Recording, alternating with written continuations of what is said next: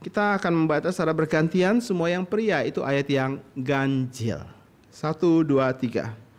Ketika Abram berumur 99 tahun, maka Tuhan menampakkan diri kepada Abram dan berfirman kepadanya,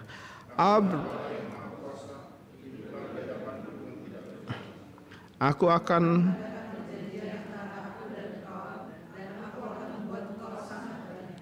Lalu sujudlah Abram dan Allah berfirman kepadanya,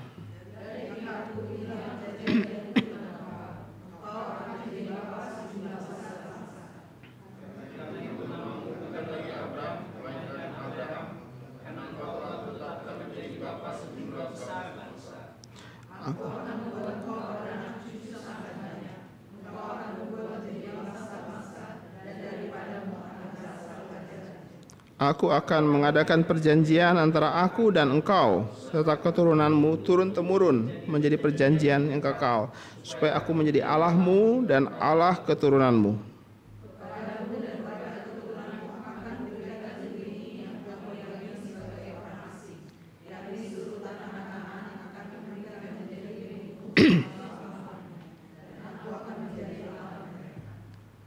Baik. Sampai sedemikian jauh pembacaan firman Tuhan ini. Saudara, berapa lamakah jarak waktu antara pasal 16 ayat yang ke-16 dengan 17 ayat yang pertama? Berapa jarak waktu?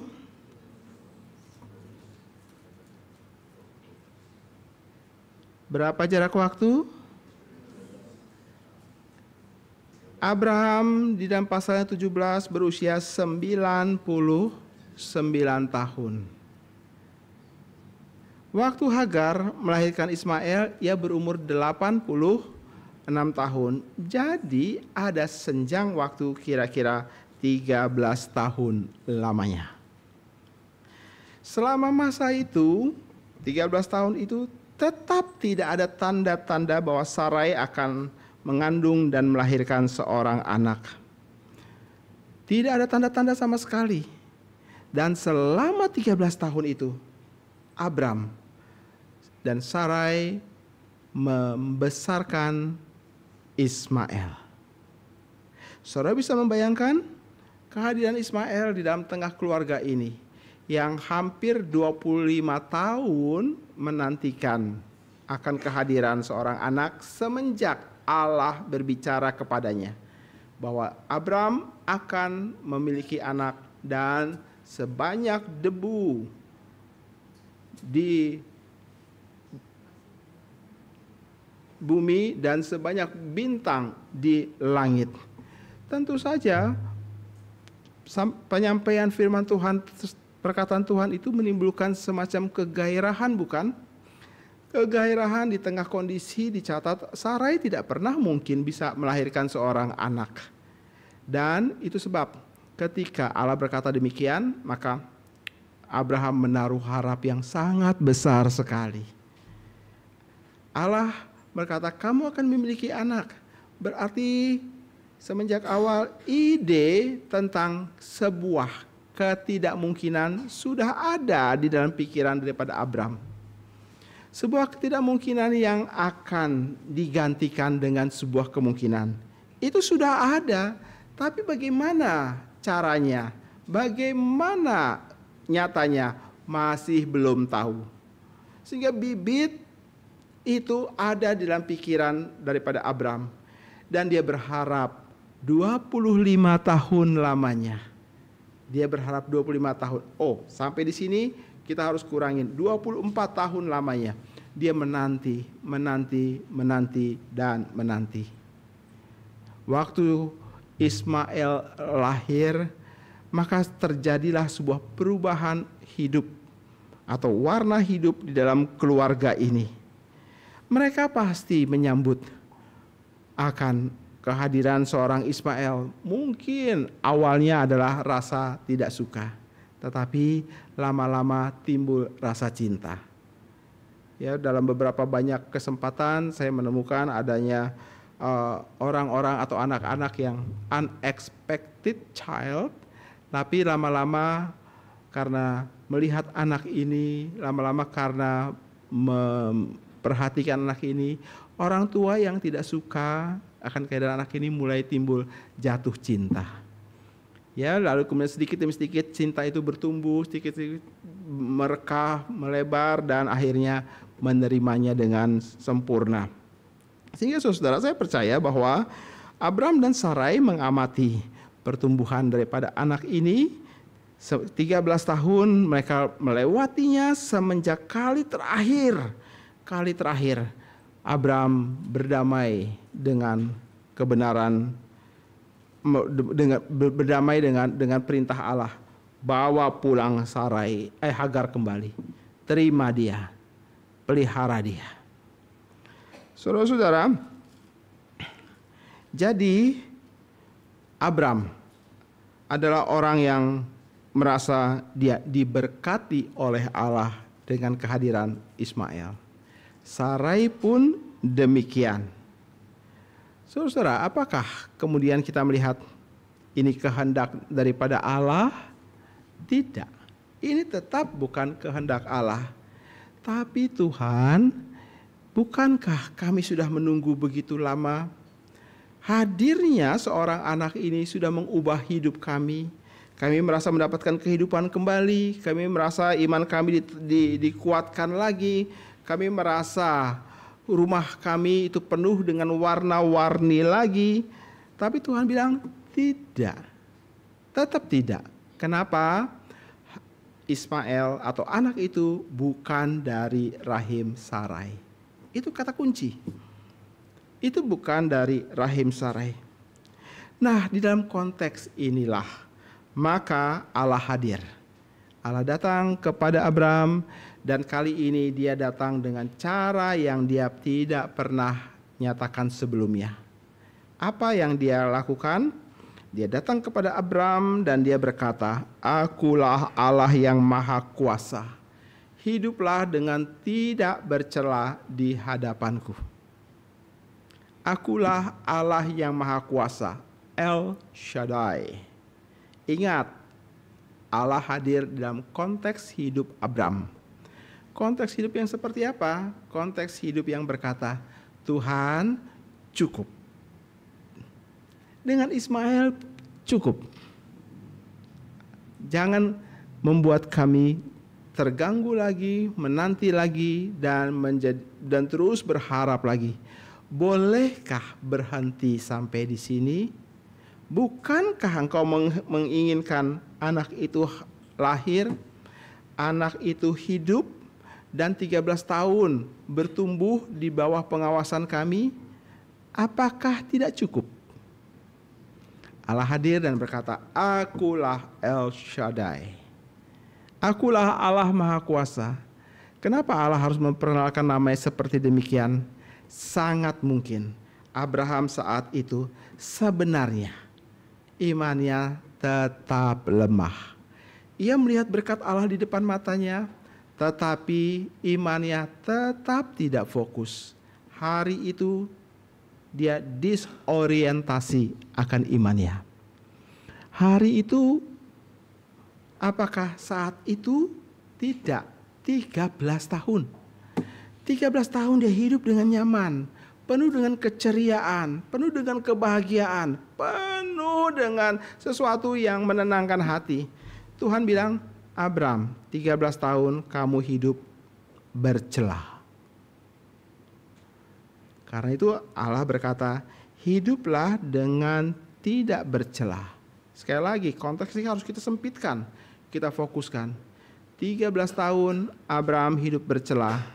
Dan dia menikmati kehidupan seperti itu, dan dia kasih label, inilah berkat daripada Allah. Saudara, jadi kisah ini sebenarnya sedang mau menunjukkan kepada kita bahwa ada kemungkinan orang-orang percaya seperti kita merasa bahwa Allah begitu baik bagiku, Dia memberkati aku. Tetapi kita disorientasi akan iman kita. Maksud disorientasi itu apa?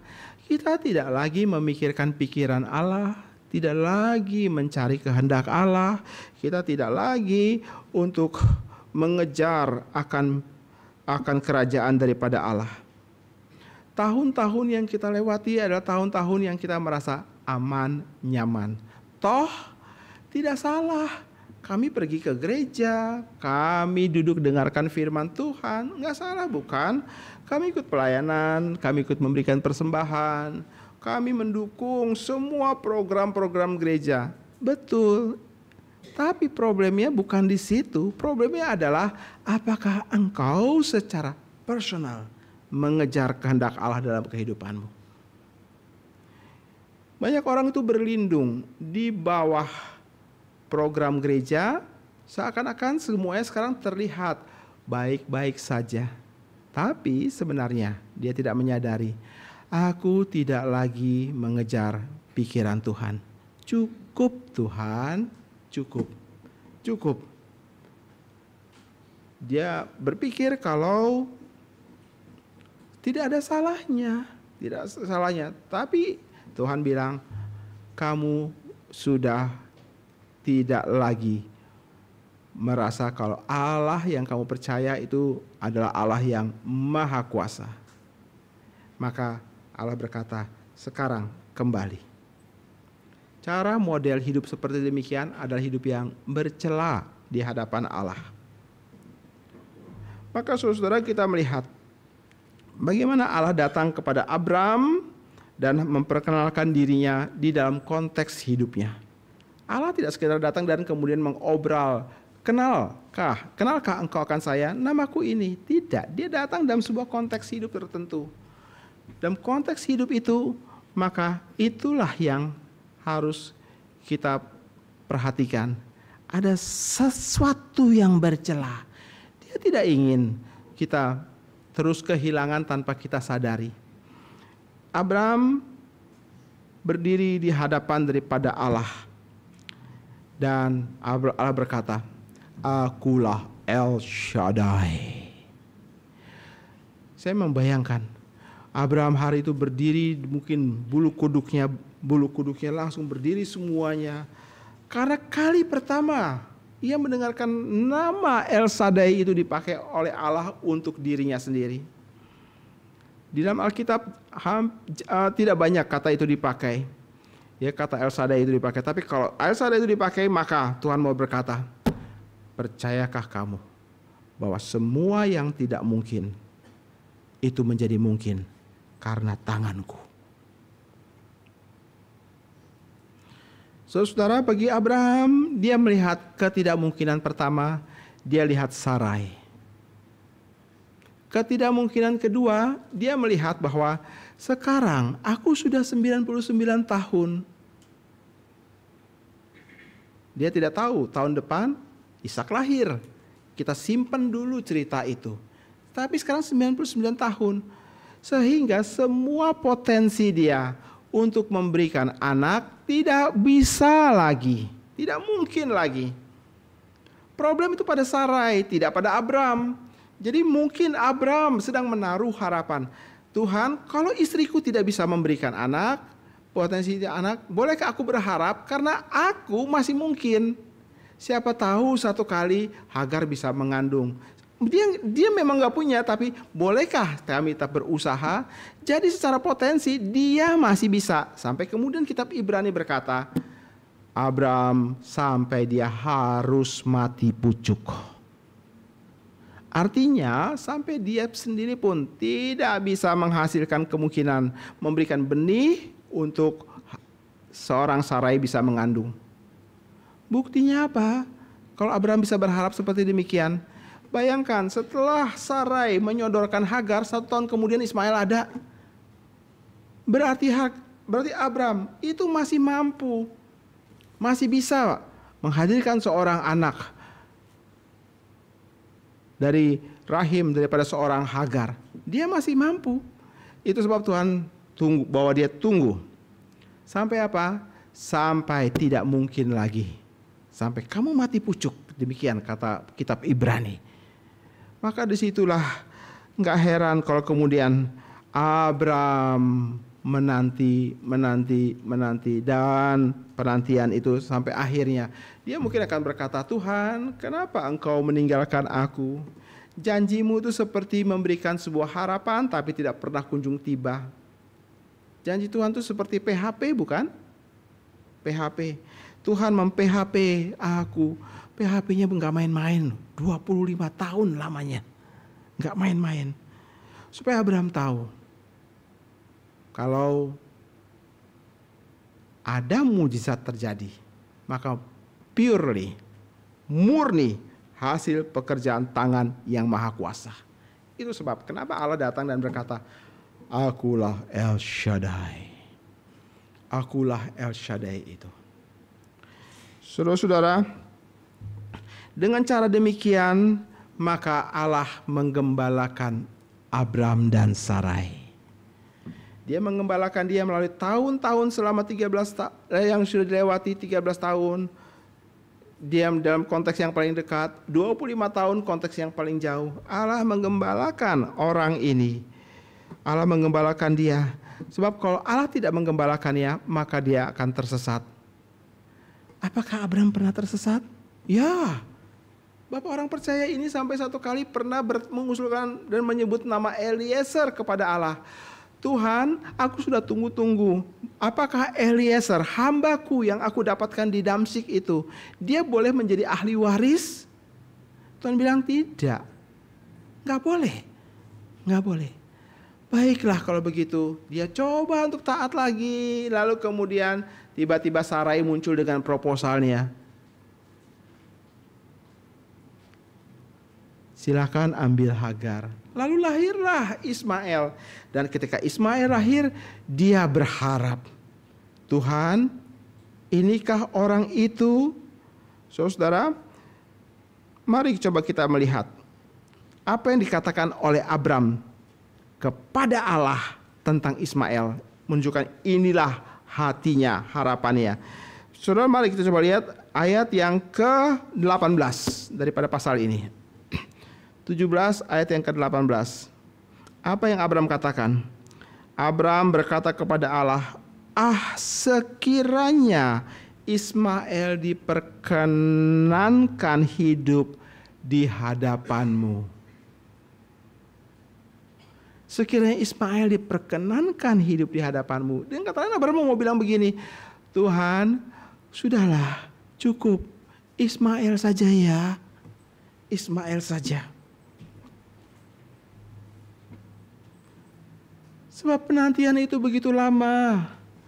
Penantian itu begitu meletihkan. Penantian itu, aku sepertinya Abram mau mengatakan, aku sudah sampai kepada peak daripada penantianku. Sudahlah Tuhan, Ismail saja. Apalagi 13 tahun sudah bersama-sama. 13 tahun anak ini sedang bertumbuh dan sedang menunjukkan jiwa daripada seorang anak yang tidak dikatakan mungkin menjadi pusat daripada kehidupan Abram. Kegembiraan sempurna daripada seorang Abram dan Sarai. Masa penantian itu sepertinya sudah selesai. Abraham sepertinya menyerahkan masa depan dan mimpinya kepada Allah dan harapannya kepada Allah. Pada siapa? Ismail. Tuhan bilang tidak.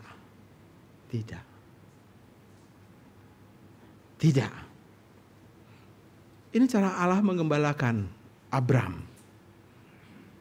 Ia datang sebab kalau tidak, maka Abraham, Sarai itu seperti domba yang tersesat, yang pergi mencari jalannya sendiri. Demikian kata Alkitab. Sesatnya di mana? Mereka membangun sebuah ide kesempurnaan. Eliezerkah? Hagarkah? Ismailkah? Lalu cukup ya Tuhan, aku berharap Engkau terima Ismail. Inilah sebuah ide kesempurnaan. Sebuah ide kesempurnaan yang kita pikir, sangat bagus, sangat baik. Apalagi ide tersebut, hadirnya Ismail itu menyelamatkan muka Abram, menyelamatkan kehormatannya, menyelamatkan akan keluarganya. Nama Abram itu artinya ayah atau bapak yang dimuliakan. Itu arti nama Abram. Perhatikan, Abram, bukan Abraham. Abram. Bapak yang dimuliakan. Itu arti nama itu. Nah, orang ini adalah orang yang sangat terhormat. Dia pimpinan daripada sebuah kelompok tertentu yang bersama-sama dia keluar dari Ur Kasdim, Haran, dan bersama-sama pergi ke Mesir, balik lagi ke tanah perjanjian. Dengan kondisi seperti ini, maka Abram, kalau setiap kali bertemu dengan banyak orang dan dia ditanya, anakmu berapa? Jawabnya apa?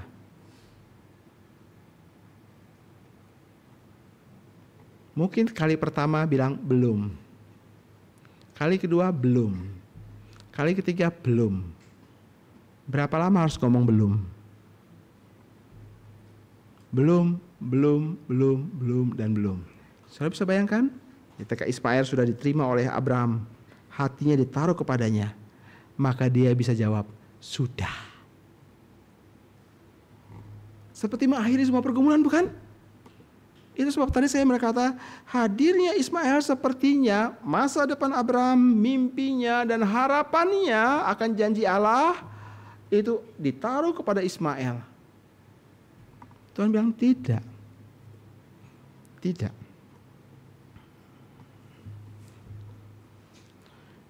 Memang 13 tahun itu sudah membuat Abraham menjadi semakin nyaman. Anak itu begitu lucu dan dia mengkaitkannya. Mungkinkah dia itu orangnya Tuhan? Saudara, saya mau mengatakan Ismail memang adalah berkat Tuhan untuk keluarga ini, tapi bukan yang utama dan pertama. Sehingga di sini Abraham sepertinya Tuhan mengembalakan dia dengan berkata, perhatikan baik-baik Abraham. Perhatikan dengan baik-baik apa yang sudah kukatakan, yaitu lahir dari rahim istrimu, bukan Hagar. Perhatikan itu baik-baik. Abraham menyodorkan, kalau boleh Tuhan, Ismail saja.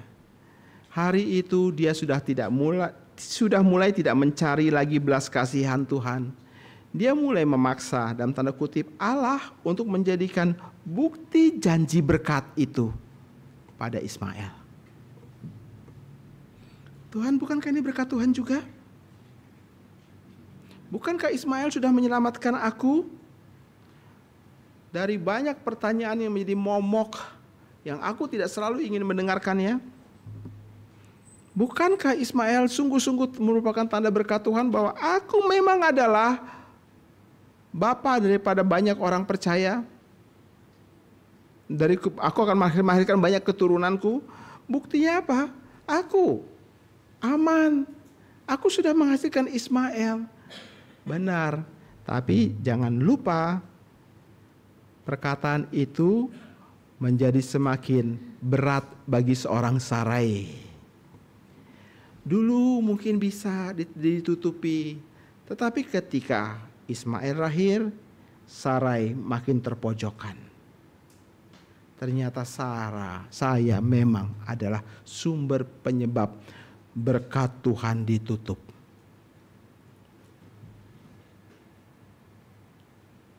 Saudara-saudara, meskipun demikian, saya memberikan penghormatan untuk seorang Abram ini, sebab dia seorang gentleman.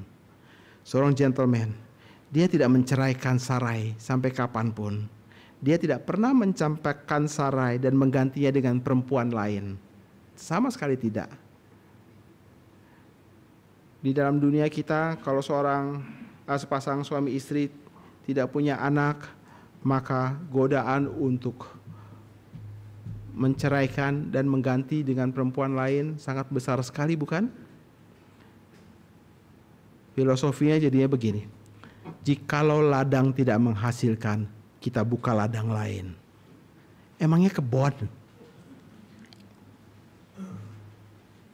Apalagi di dalam dunia timur seperti kita. Harus ada lahir seorang anak. Kalau lahir seorang anak harus laki-laki. Harus ada laki-laki. Kenapa? Itu kebanggaan keluarga. Itu penghormatan keluarga. Itu dalam tanda kutip menyelamatkan keluarga. Jadi saudara bisa bayangkan kira-kira kegelisahan Abraham itu kayak apa selama ini? Dan dia merasa bahwa sekarang keselamatan yang daripada Allah itu sudah ada. Dia mungkin melewati hari-harinya selama 13 tahun itu di dalam doa dengan ucapan syukur. Terima kasih ya Tuhan untuk berkat-Mu melalui Ismail. Tuhan bilang tidak.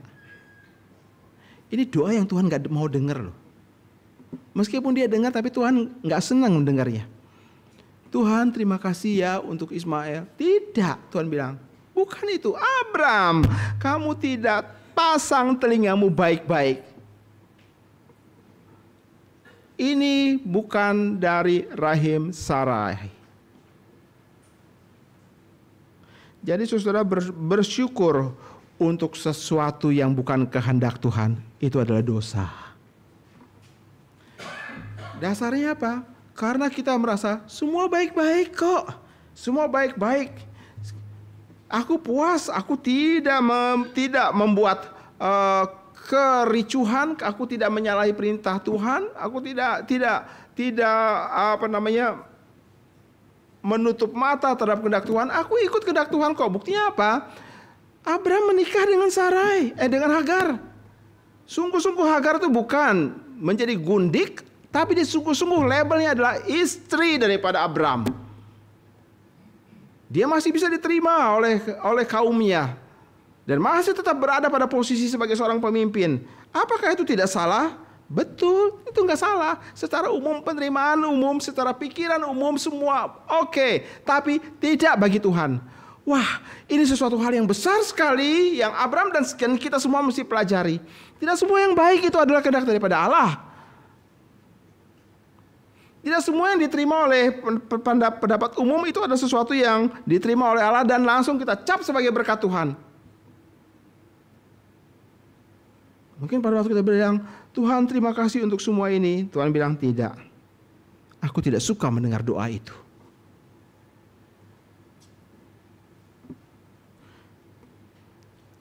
Saudara-saudara, di sini kita lihat Allah menggembalakan seorang yang Allah sudah taruh hatinya kepada dia.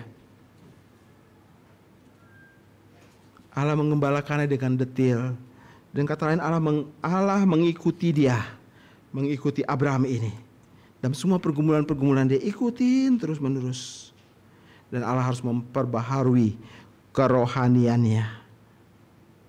Dan dia datang dan berkata, Akulah El Shaddai itu. Akulah El Shaddai, Abraham.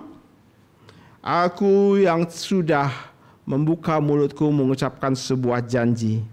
Aku mampu untuk melakukannya. Aku adalah Allah yang dapat mengatasi ketidakpercayaanmu, Abraham.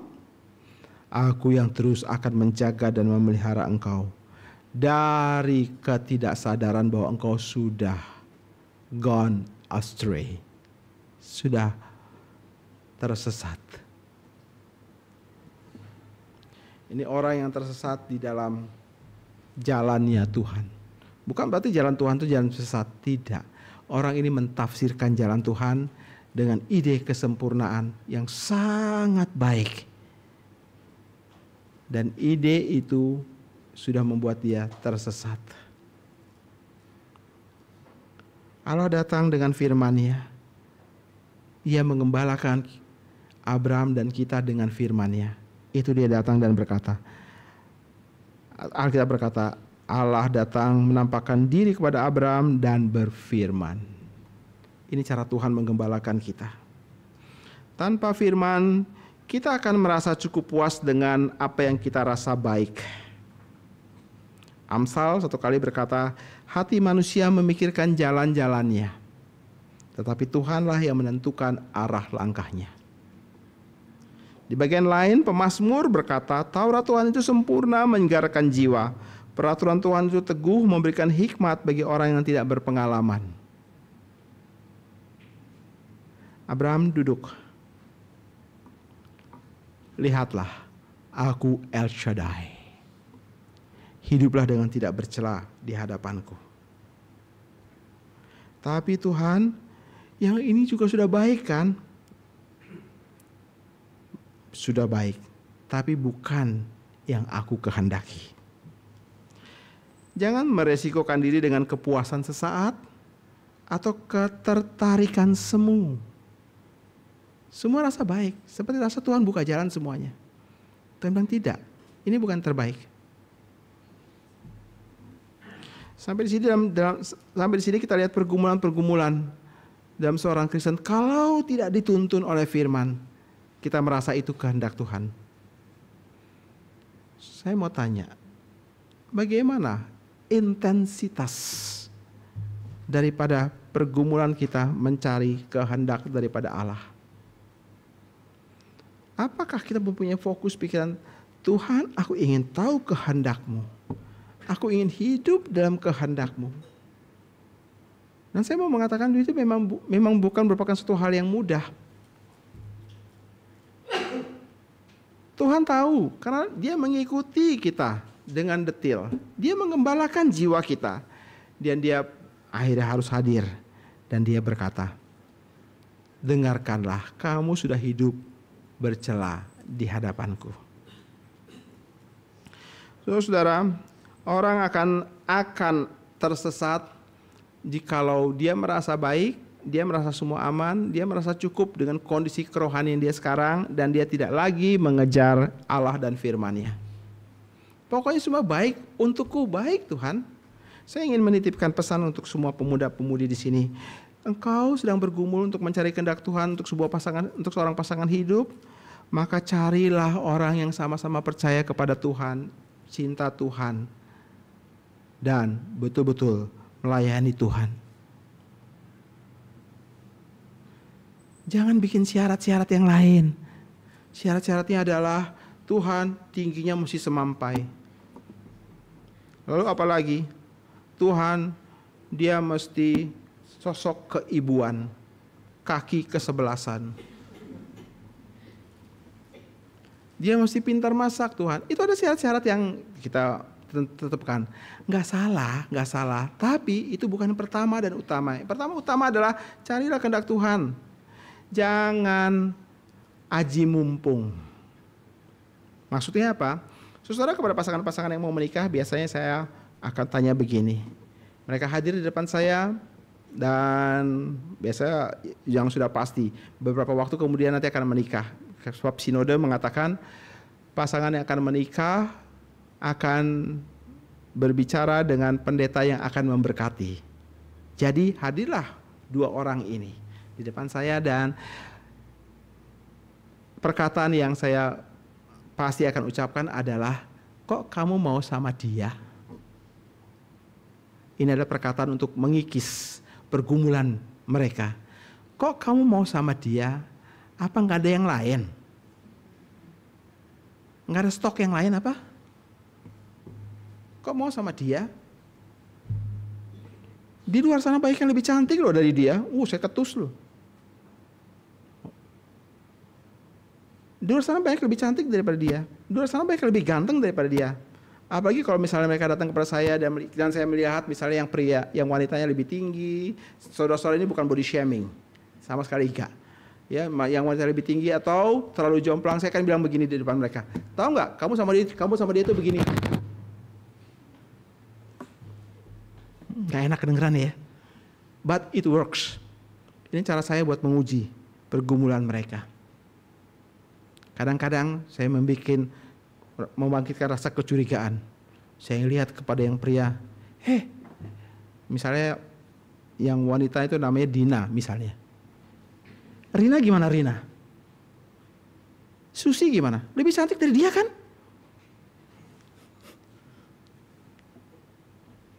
Langsung yang wanitanya bilang gini, siapa tuh? Seakan-akan pendetanya lebih tahu. Tapi ini cara untuk menguji, and it works. And it works. Saudara, jangan ganti standarnya Allah. Jangan ganti standar Allah. Kadang-kadang orang tua juga loh. Orang tua punya peran loh. Kamu kalau cari pasangan bukan hanya seiman, bukan hanya orang percaya, tapi harus reform. Jadi kalau dia datang, persyaratan pertama yang orang tetapkan, jelaskan kepada saya tulip.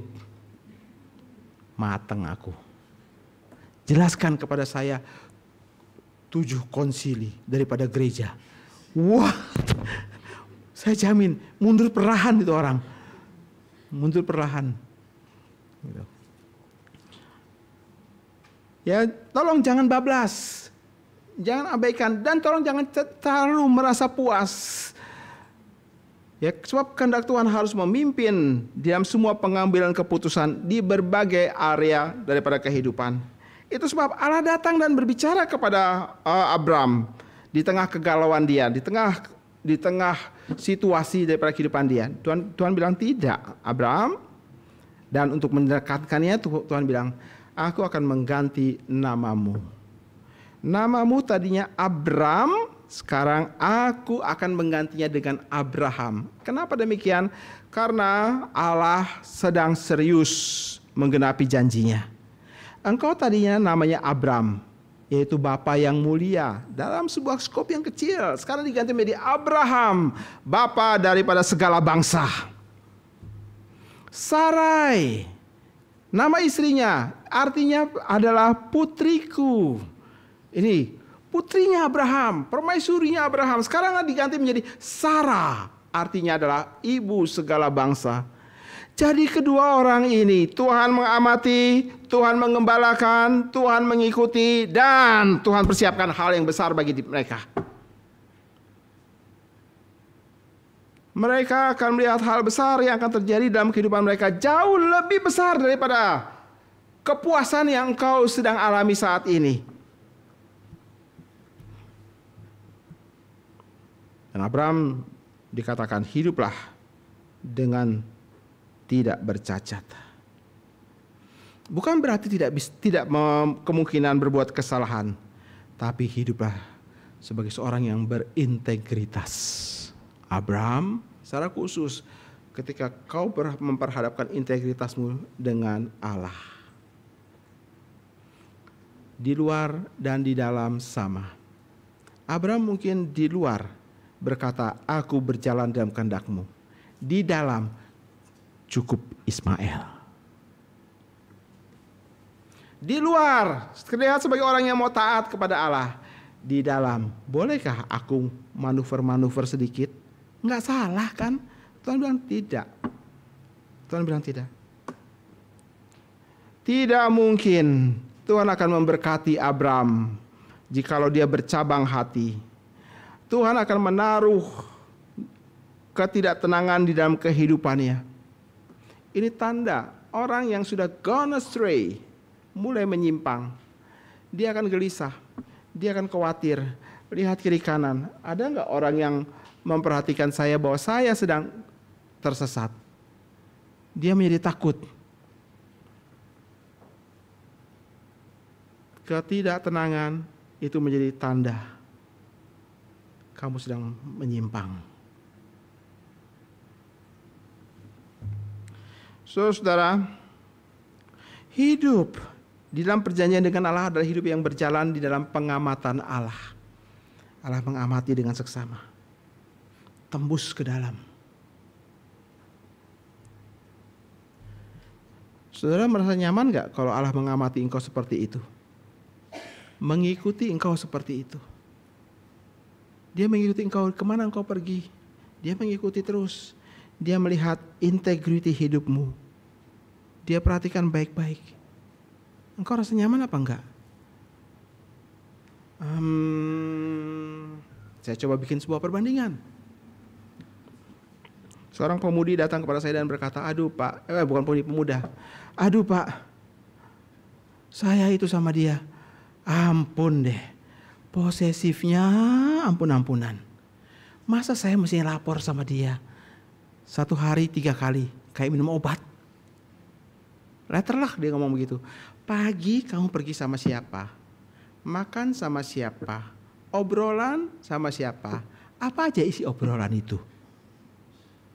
Siang demikian. Kamu makan, makanannya apa? Minumannya apa? Lapor.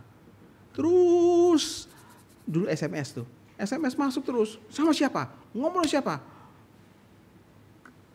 Orang ini bilang, jengah aku Pak. Jengah. Jadi bagaimana dong? Saya tanya balik, kamu nyaman nggak? Dia bilang, Pak, saya dapat SMS. Kalau ketemu ngajak berantem mulu. Kenapa nggak dijawab? Biasa begitu tuh. Kenapa kamu nggak jawab? Aku sudah ganti HP kamu dengan HP yang baik-baik. Kalau sudah ada HP itu ada buat komunikasi. Kalau nggak perlu buang aja tuh HP. Boilah sampai lari-lari ke begitu. Letter lah.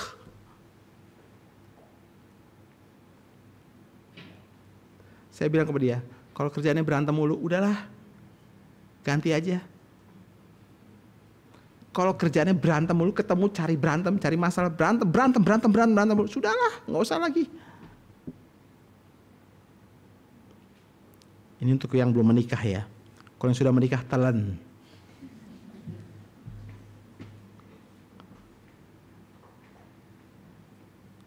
Ya. Kamu tidak tahukah di luar sana masih banyak bunga yang berwarna? Kamu tidak tahukah di luar sana masih banyak Arjuna yang menanti? Kenapa harus mempertahankan diri? Kok kerjanya berantem mulu, hidupmu gak nyaman? Gitu. Ya, mungkin sekali orang ini menganut filosofi terlanjur sayang. Mumpung ada yang mau. Ketus benar, memang ketus. Kenapa? Ini berkaitan dengan pertaruhan seumur hidup kok. Ya. Saudara, itu sebab Allah datang dan menggembalakan Abram. Dia ikutin Abram terus-menerus. Dan dia sodorkan hal-hal yang menyakitkan Abram. Abram mengatakan, Ismail Tuhan, hatiku di situ. Tuhan bilang, tidak. Saya tanya, menyakitkan apa enggak? Kalau mengabaikan kehendak Tuhan, Tuhan hadir dengan cara yang menyakitkan engkau. Itu cara Allah menggembalakan dia. Sebab apa? Allah mau supaya engkau hidup berjalan di dalam pengamatan Allah, di dalam kehendak daripada Allah. Sehingga orang percaya tidak seharusnya menjadi tertekan dan gelisah kalau Allah mengikutinya. Ini adalah cara ekspresi kepercayaanku, inilah kegembiraanku. Oleh karena Allah sendiri bergembira. Bukan karena aku suka, tapi apakah Allah suka? Bukan karena aku puas, tapi apakah Allah puas? Apa reaksi Abram? Alkitab berkata, ia sujud dan menyembah. Ayat yang ketiga berkata demikian, bukan? Abraham sujud dan menyembah setelah mendengarkan perkataan Allah. Hal ini berbeda dengan yang sebelum-sebelumnya. Saudara, saya mengajak kita untuk memperhatikan pasal yang ke-15, ayat yang ke-6. Pasal yang ke-15, Allah datang kepada dia berbicara tentang janji keturunannya. Lalu lihat reaksi Abram. Pasal 15 ayat yang ke-6, Abram dikatakan apa? Lalu percayalah Abram kepada Tuhan, maka Tuhan memperhitungkan hal itu sebagai kebenaran.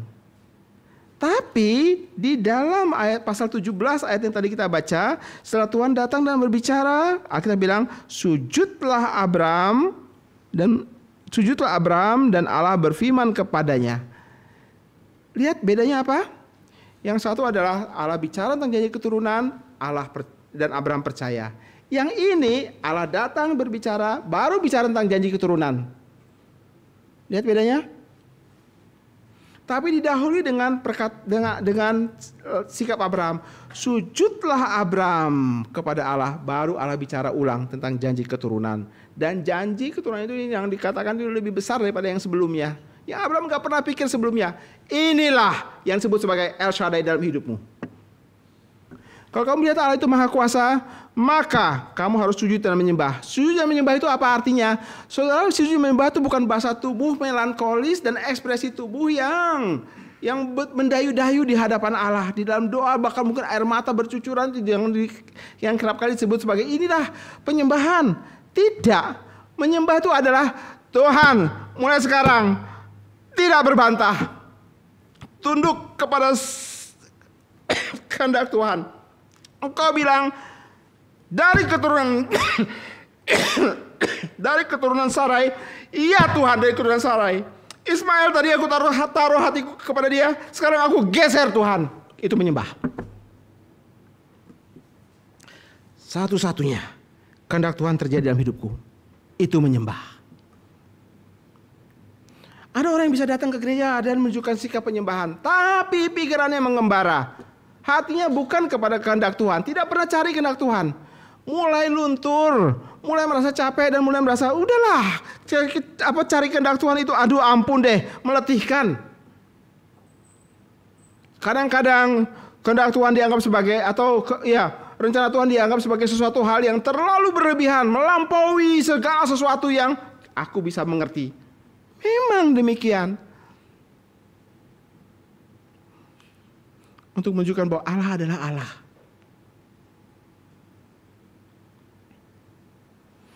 Saudara-saudara,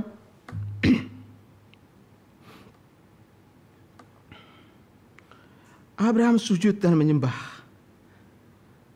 Aku ambil keputusan. Kembali kepada kehendak Tuhan. Itu penyembahan. Itu penyembahan. Aku tunduk dengan rendah hati. Dalam penghormatan yang sangat dalam, aku tundukkan kepalaku dan serahkan hatiku. Kehendak Tuhan yang pertama, itu penyembahan. Jadi bukan karena sebuah suasana mendayu-dayu, engkau menyanyi, taruh tanganmu di sini, lalu angkat tanganmu, itu penyembahan, itu bahasa tubuh. Itu ekspresi daripada jiwa. Menyembah adalah Tuhan, firman-Mu di tempat tertinggi dalam hidupku. Jadi saudara bisa bayangkan, ada orang-orang yang pergi ke gereja mendengar khotbah tentang Allah, merasakan kehadiran Allah yang besar, perjanjian yang Dia buat dengan kita akan mengatakan terima kasih Tuhan. Kita pergi duduk dan menikmati suasana di dalam gereja, tapi gone astray. Tapi tersesat. Oleh karena kita mencari apa yang puas bagi aku, bagi diri. Saudara, El Shaddai itu muncul berhadapan dengan pergumulan pragmatis daripada seorang Abraham di waktu-waktu yang sebelumnya. Dan Paulus sangat mengerti ini. Pada waktu dia menggembalakan jemaat di Galatia, dia memakai cerita Abraham dan Sarai. Pada waktu dia menjelaskan tentang keinginan daging dan keinginan roh. Jangan hiduplah menurut keinginan roh, maka kamu tidak akan menuruti keinginan daging. Orang yang hidup dari keinginan daging akan melakukan hal-hal yang kedagingan. Orang yang mengikuti keinginan roh akan melakukan hal-hal daripada roh. Paulus mengerti baik sekali. Dari sini kita bisa mengambil kembali ke teks Abraham dan kita akan melihat. Abraham hidup dalam keinginan dagingnya. Dan dia menikmatinya.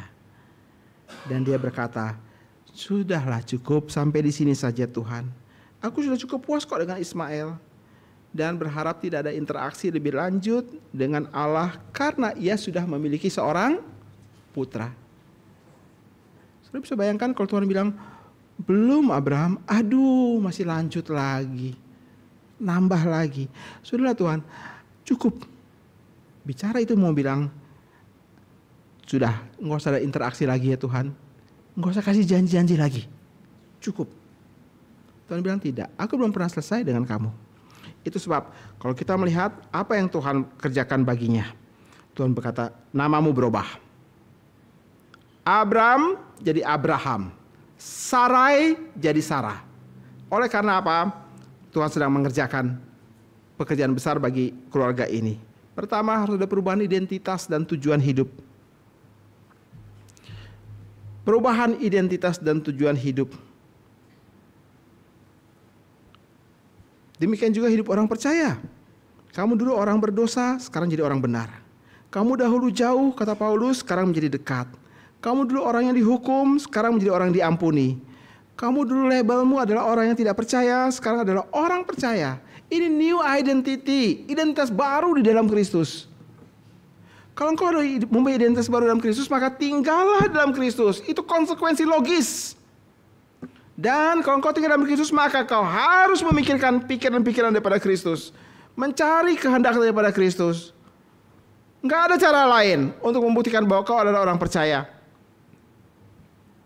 Itu hal-hal yang besar yang daripada Allah. Bagaimana hidupmu kemudian dilekatkan kepada Kristus. Bahkan Kristus berkata, tinggal dalam aku tinggal di dalam kamu. Bagaimana mungkin ini suatu ide yang tidak pernah dipikirkan sebelumnya.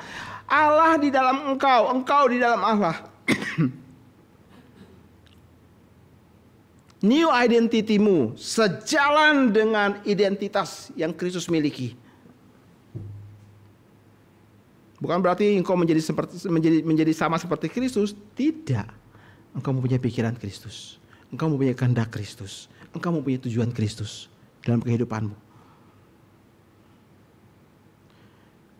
Nah, Allah mengembalikan iman yang redup ini, iman yang menyimpang ini, dan Dia mengingatkan akan janji yang pernah diucapkannya. Ada 6 hal. Mari kita lihat 6 hal yang Tuhan seperti kemudian membuka pintu berkat-Nya kepada Abraham. Yang pertama adalah Abraham menemukan kembali janji Tuhan yang diteguhkan sendiri olehnya. Allah memperluas dan melipat gandakannya. Itu hal yang pertama. Yang kedua adalah Allah berkata, kau akan menjadi bapa banyak bangsa. Lingkupnya sekarang berubah. Sebelumnya Abraham janjikan tanah kepemilikan. Tetapi sekarang Abraham janjikan engkau adalah bapa banyak bangsa. Yang kedua. Yang ketiga dari ayat yang ke-6.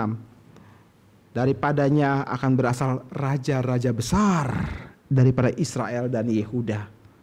Sebutkan. Siapa nama raja besar Israel dan Yehuda? Daud, Salomo, Asaf, Yoas, Amazia, Azaria, Hizkia, Yosia. Itu nama-nama besar dalam kerajaan Israel. Dan sudah tahu, mereka adalah orang yang berkata, Bapakku adalah Abraham.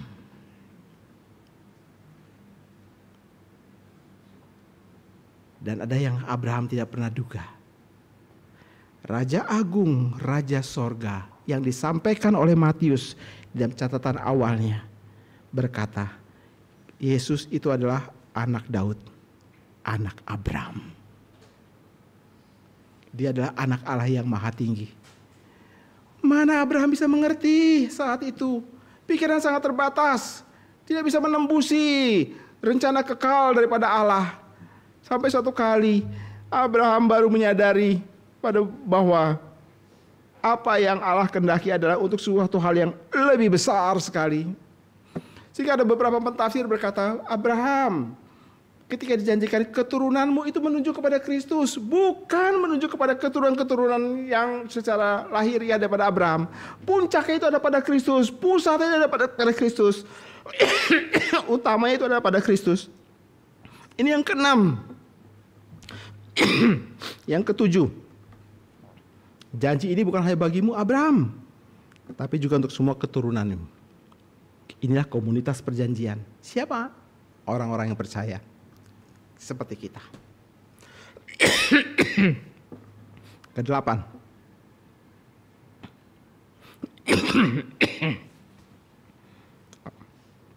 Allah memberikan tanah kepada Abraham dan keturunannya. Dan Allah menteguhkannya. Punyamu. Itu kelima. Ke-6. Allah mengurangi perkataan sebelumnya. Supaya aku menjadi Allahmu dan Allah keturunanmu. Aku menjadi Allahmu dan Allah keturunanmu. Jadi bukan hanya Abraham yang menikmati Allah yang pernah datang kepadanya, tapi semua keturunannya menikmatinya.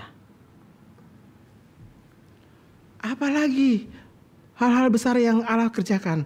Saudara perhatikan, dari ayat 2 sampai ayat yang ke-8, ada berapa banyak kata aku akan yang Allah ucapkan. Aku akan. Aku akan. Aku akan. Ayat 2 sampai 8. Kalau saudara menghitung baik-baik, saudara akan menjumpai ada 7 kata aku akan. Tuhan seperti mau bilang begini, Abraham, urusan ini adalah aku sama kamu. Aku sendiri yang akan kerjakan, bukan yang lain. Aku yang akan menggenapi janjiku itu. Abraham mungkin teringat hari di mana Allah menetapkan perjanjian. Ambil binatang, potong binatang itu menjadi 2 bagian. Lalu berjalanlah di atas kedua binatang, potongan binatang itu. Pada waktu eksekusi, Allah berkata, Abraham, kamu minggir. Biar aku saja yang melewati potongan-potongan itu. Aku yang melewatinya. Kenapa? Allah tahu Abraham pasti akan memungkiri janjinya. Sama seperti yang terjadi. Abraham pasti tidak akan bisa menggenapi janjinya. Itu sebab Allah sendiri meresikokan diri. Kalau saya mau mengatakan demikian. Sebab dalam perjanjian itu berlaku sebuah klausul. Kalau salah satu pihak tidak dapat memenuhi janji, maka nasibnya sama seperti potongan binatang ini. Artinya dia harus dibunuh. Itu sebab nggak heran kalau Allah berkata, Abraham, kamu pinggir, kamu lihatlah, ya, aku yang berjalan. Allah muncul seperti periuk api, kata Alkitab, melewati potongan-potongan daripada binatang itu, melewati potongan-potongan tersebut. Allah sendiri menaruh hidupnya dalam seperti dalam tanda kutip bahaya, dalam kematian. Terus dia melewati potongan-potongan tersebut terus menerus sampai puncaknya adalah pada waktu kayu salib ditegakkan. Disitulah anak Allah mati, dan sebelum mati dia berkata, inilah perjanjian baru yang dimeteraikan oleh darahku. Pada waktu dia membagikan anggur kepada para murid, minumlah, nikmatilah anugerah penebusan. Allah yang meresikokan diri. Abraham, pinggir. Kamu hanya lihat. Kamu hanya menikmati perjanjian itu. Saudara, El Shaddai itu memberikan gambaran bahwa aku berdiri teguh, Abraham, aku tidak akan tergoncangkan, aku tidak akan melupakan, aku tidak akan tergoyahkan akan janjiku kepadamu. Engkau harus tahu aku dapat diandalkan, dan aku melakukan semua itu karena kesetiaanku kepada janjiku. Engkau dapat mengandalkannya, dan aku juga akan menghancurkan kamu, Abraham, kalau kamu tidak mau taat. Sebab arti nama El Shaddai bukan saja Allah Maha Kuasa, tapi juga Allah penghancur. Saudara-saudara, itu sebab kenapa Abraham harus sujud dan menyembah Allah. Nama El Shaddai diperhadapkan dengan pergumulan pragmatis daripada Abraham. Mari kita melanjutkan hidup kita dengan apa adanya. Tidak usah lagi memikirkan janji Allah. Tidak mau lagi disibukkan dengan iman yang harus taat atau tidak taat kepada Allah. Cukup sampai di sini. Cukup, sudahlah. Kita menikmati hidup yang sudah diberikan oleh Allah, dan ketika kita mati, kita pergi ke sorga. Apakah itu suatu hal yang salah? Tidak, tapi merupakan pilihan yang buruk. Orang percaya pasti akan mendapatkan berkat daripada Allah. Allah tidak akan pernah menarik janjinya. Mereka pasti akan masuk surga, betul. Itu sebab saya bilang, apakah salah? Tidak, tapi itu merupakan pilihan yang buruk. Saudara-saudara, kalau engkau bertanya, kalau gitu apa yang harus aku lakukan? Mungkin engkau merasa tidak pernah menentang Allah. Engkau merasa engkau adalah sebagai seorang Kristen yang sejati, karena memang seharusnya begitu. Tapi kenapa engkau tidak terlalu senang untuk terlalu menjadi seorang Kristen? Engkau hadir dalam kebaktian di gereja, betul. Tetapi kenapa engkau merasa gereja ada sebuah tempat yang membosankan? Bahkan engkau berkata, gereja penuh dengan orang-orang munafik. Saya pikir di gereja banyak malaikatnya, tetapi aku menjumpa banyak setan. Lalu engkau berkata, ya sudahlah, enggak usah lagi. Kita cukup puas dengan hidup kita sekarang ini. Bukankah tagihan tiap bulan kita bisa bayar, investasi berjalan dengan baik, kehidupan rumah tangga tetap utuh, karier juga oke, semuanya baik, semua ya sudahlah Tuhan, ya sudah beres toh. Kenapa harus menginginkan seorang Ishak ketika kita sudah memiliki seorang Ismail? Mengerti kan maksud ini? Kenapa harus sibukkan lagi untuk menanti seorang Ishak kalau sekarang Ismail sudah ada di depan mata?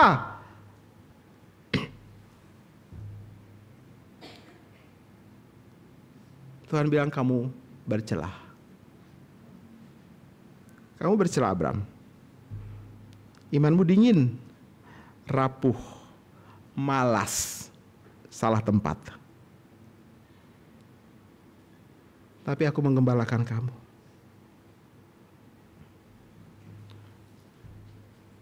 Aku tidak membuang kamu. Kita menjadi berdosa karena menggantikan keinginan roh dengan keinginan daging. Tapi Allah tetap bermurah hati kepada semua keturunan Abraham. Jika engkau memiliki iman Abraham, yaitu iman di dalam Tuhan Yesus Kristus, maka engkau akan mengalami kasih karunia. Sama seperti yang diberikan oleh El Shaddai bagi Abraham. Kita lihat tanggapan Abraham terhadap kebesaran dan kemuliaan Allah di dalam kasih karunia-Nya membuat dia menyerah. Dengan cara apa? Ia sujud. Ia tersungkur. Kita perlu melakukan hal yang sama.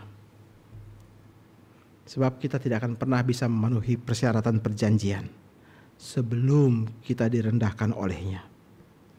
Kasih karunia baru bisa kita lihat dengan jelas sekali pada waktu kita tersungkur.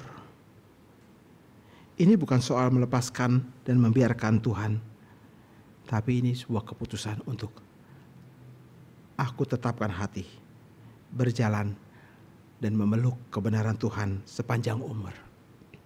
Melangkah maju terus dengan iman yang diperbaharui dan yang diberkati. Aku putuskan. Bertemu dengan engkau, aku sujud. Engkau tidak membiarkan aku lari, membiarkan aku tersesat. Engkau cari aku. Engkau menggembalakan aku. Engkau membawa aku pulang. Seperti gembala membawa domba yang hilang itu. Pulang. Itu kasih karunia. Masih bisa melihat Allah. Masih bisa merasakan pengampunan Allah. Masih bisa menikmati penerimaan Dia. Itu tanda Tuhan menggembalakan jiwamu. Jangan cukup puas dengan apa yang ada. Tuhan belum pernah selesai. Maukah engkau berkata kepada Tuhan, aku mau. Kalau Tuhan berkehendak seperti itu, aku akan singkirkan semua Ismail. Walaupun aku harus menunggu Ishak, aku akan menunggu. Kiranya Tuhan berkati kita. Mari kita berdoa.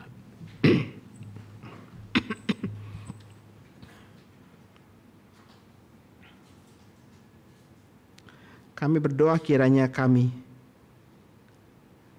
melihat kehadiran Tuhan di pusat daripada kehidupan kami. Ampuni kami ya Tuhan, jikalau kami tidak berselera terhadap firman Tuhan. Kami merasa persekutuan sama di antara orang percaya itu betul-betul membosankan. Kami merasa bahwa persahabatan dengan dunia itu lebih mengasyikkan daripada keinginan roh, daripada persekutuan dengan Engkau.